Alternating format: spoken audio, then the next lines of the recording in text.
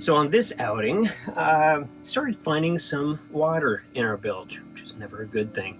And as I tested or tasted, whichever you have, I have a salinity monitor for our freshwater maker or desalinator, so I can use that, so I don't have to taste it in case it's got, I don't know, black water tank is getting into the bilge. But it had salinity, which is not what you want when you test water in your bilge. You'd rather have it be fresh water because you have a leak and maybe your plumbing system, but you have a finite amount of fresh water on your boat. It's not going to sink it. Salt water is much more worrisome. So I started going through, every through hole and looking. And the last place that you want to find where your salt water is coming from is under your sea strainer. This is a day's worth of this sea strainer leaking. But what's going on is this sight bowl that we have on the sea strainer is made out of a polycarbonate plastic. It has no reinforcement, at least the old model doesn't. The new and improved model does. I'll show you that in a bit. But basically the stress of 15 years, and probably it's not tightened probably evenly is my guess as well, but it has fractured the underside of this bowl, this polycarbonate bowl. And so well, we need to take that bowl off and replace it with a new one, and we will go through all the steps you need to do that. This particular one, I don't want to have to tear it all the way away from the motor, although the way that they mounted this one is going to make it tricky because they bolted it directly to a stringer. I don't have a lot of clearance to get my wrenches in on this thing, and of course the 6 bolts they have, one of them is directly aligned to the back of where it mounts, which is kind of a shit design. They didn't have to do it that way. They could have easily, counter rotated those just by, 45 degrees and everything would be great. I'd be able to get to those bolts and you'd be able to have this remain bolted to your bulkhead or wherever it might be bolted in your boat. But Groco decided this was going to be the design they chose. So it's going to take a little bit more time and effort. So I've unscrewed these mounting bolts. There's just 2. One, here's the wire that is a ground. We're going to clean that up because it doesn't look like it has very good contact right now.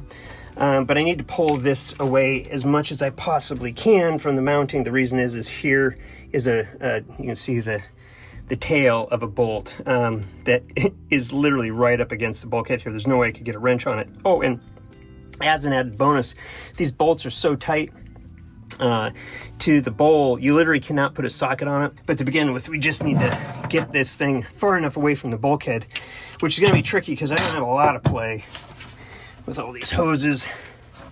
But we're going to give it a go and back this off as much as we possibly can to get some breathing room here. And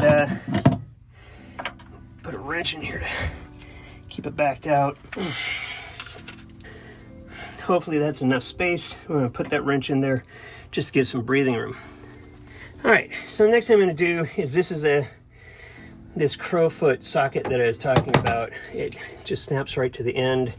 It's 7/16, but it gives me the opportunity to get on the side of this filter and be able to unscrew it.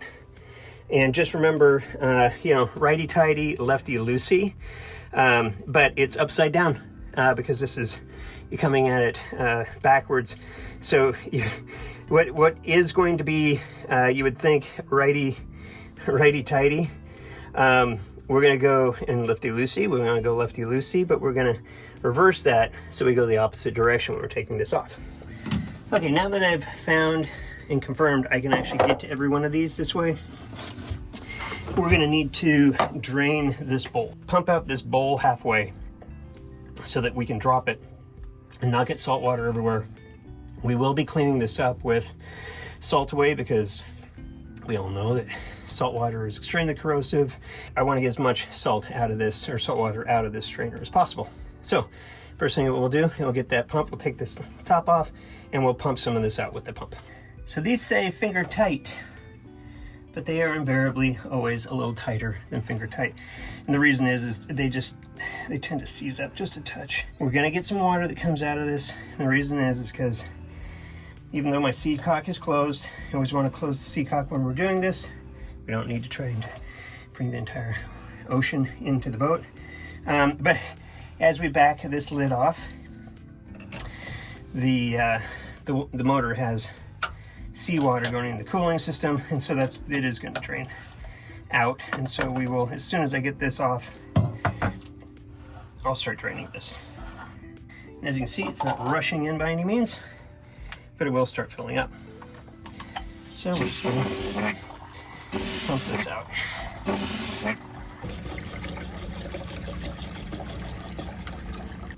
As you're watching this, if I win the lottery, the next boat that you would see us in is one that has a standing engine room, because granted, even in a standing engine room, there are components you're gonna have to crawl around a little bit. Sure is a lot easier than what this is. Again, if you're just jumping to this part of the video, the reason we're using this Crowfoot wrench and not a socket, which would make my life so much easier, is that the engineers, when they designed this seawater strainer, in their infinite wisdom, they decided they wanted to have the bolts snug to the sea strainer bowl, so you can't put a socket on. 1 down, 5 to go. Okay, it's fully removed and it is captive. I need to remove the entire strainer. So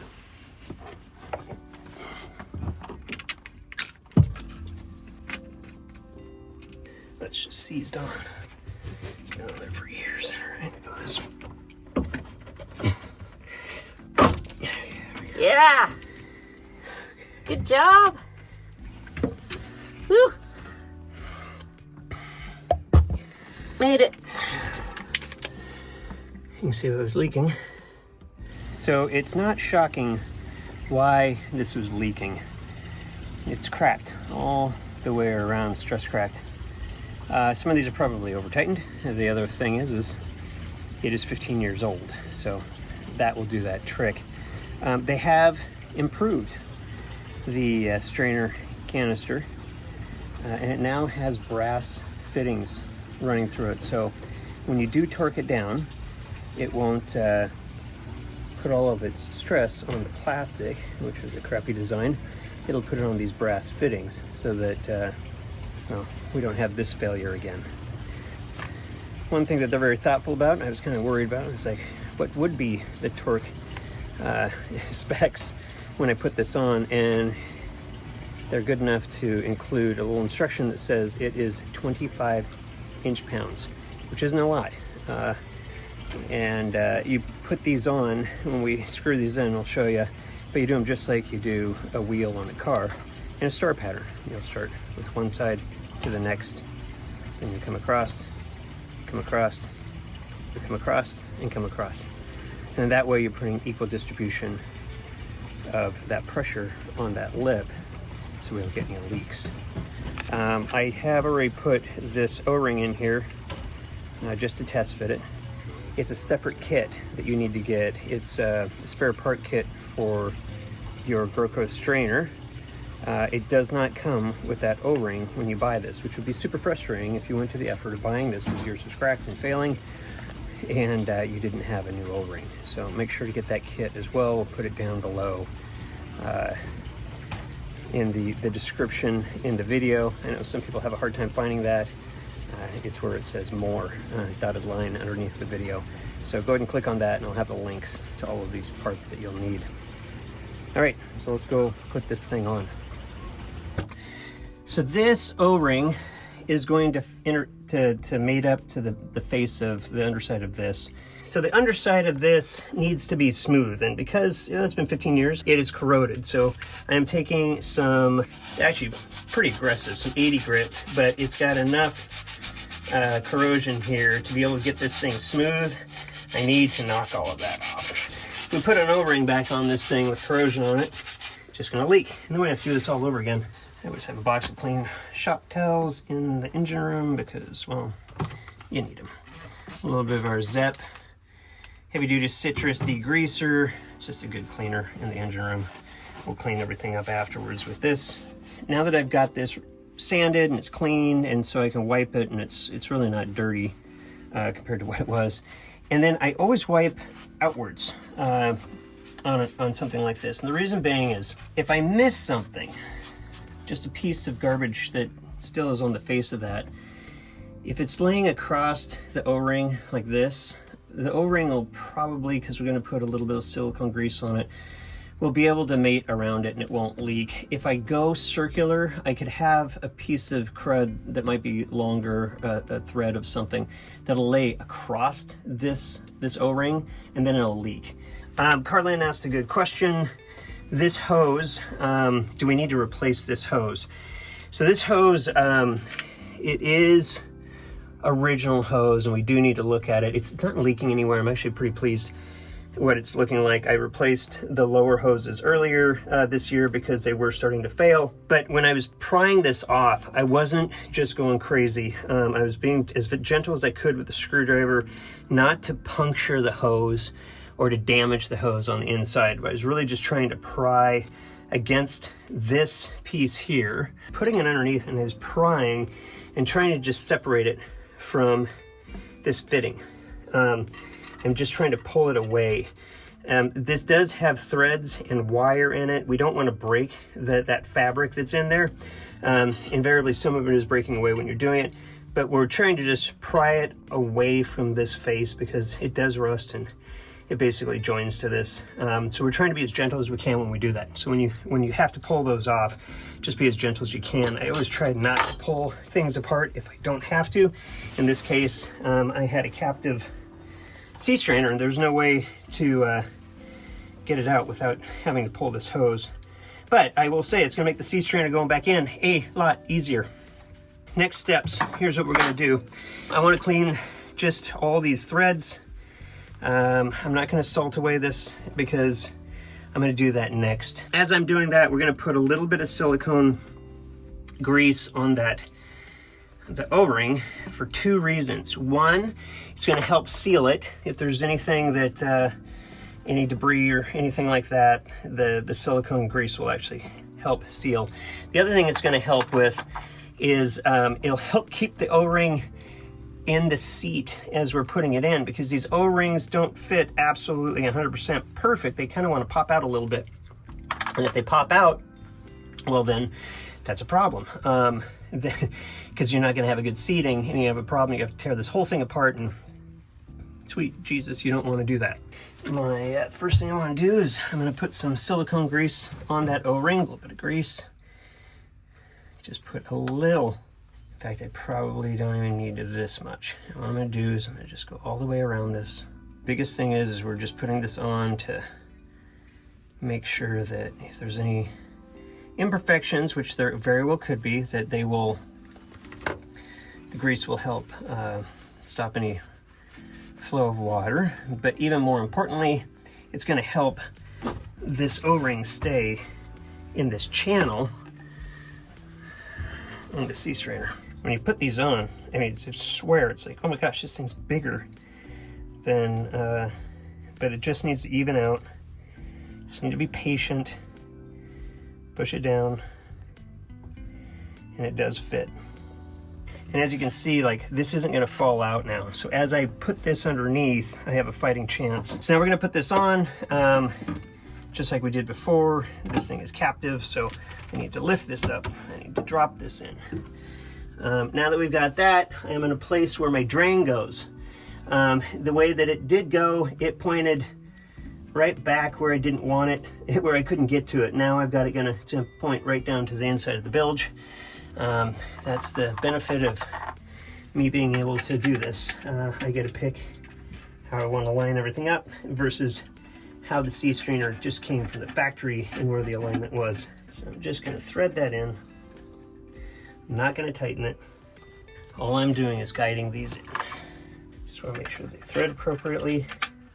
I'm binding. Because when I screw these in, I just want them to just screw nice and easy. The last thing I'm going to do is cross thread anything. So we reattached all of this. What we want to do is now we want to torque each one of these nuts to 25 inch-pounds. And so I've got my torque wrench set up. This is inch-pounds on this side, I'm gonna double check myself.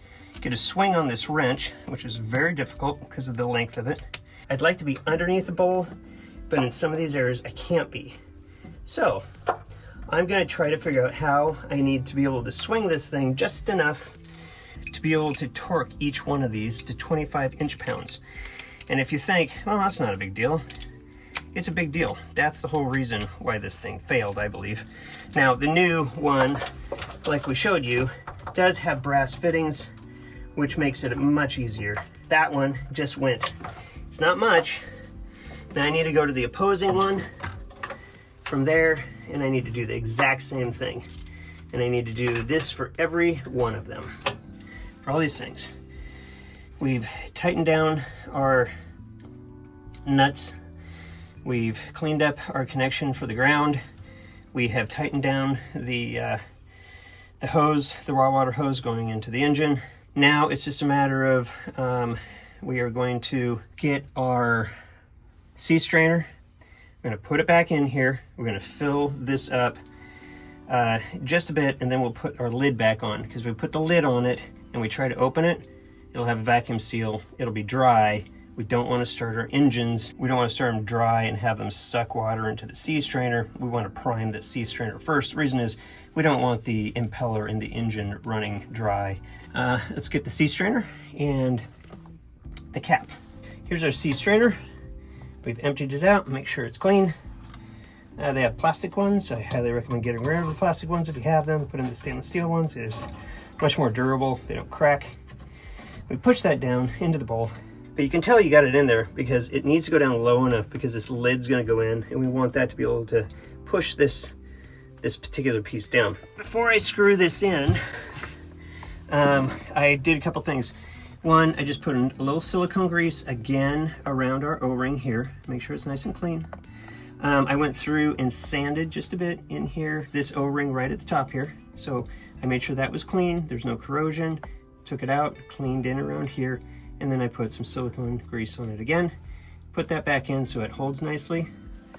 And so those two will be the seal. So I'm gonna let some seawater in. And I have to do it with this lid off, because if I do it with the lid on, it will not fill, because it'll create a vacuum.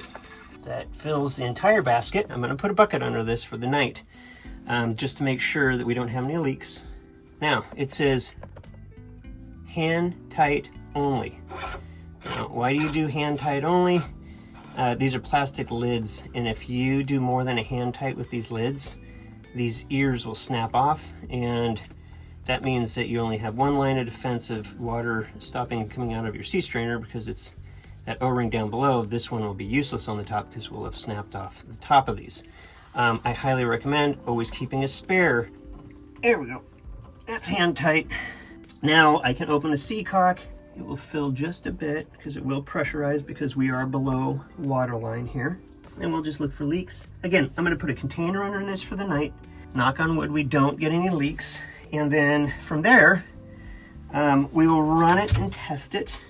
I'm going to clean all my tools with salt away, or they'll start rusting. I'm going to clean all of this area with degreaser. Then I will use salt away as well to combat any of the corrosion. And I'm going to use a little Corrosion X on my electrical connections for the grounds. And that will put us in a good position where we'll actually start getting some abatement of the corrosion, even on our sea strainer on the bronze. If your mechanic wants to take your sea strainers out because he has cracked these bowls, if they've been cracked, and he wants to take them out and take them to the shop and redo these things, it's going to save you money. Just let him do it. Is that your favorite position? What's that? Squatting. Squatting. No, I hate this. My knees are going to hurt for like a week. Anyhow, sea strainer bowls have been replaced. Ta-da! On to the next side. Yay. Yay. Whew. Good job, babe. All done. Peace.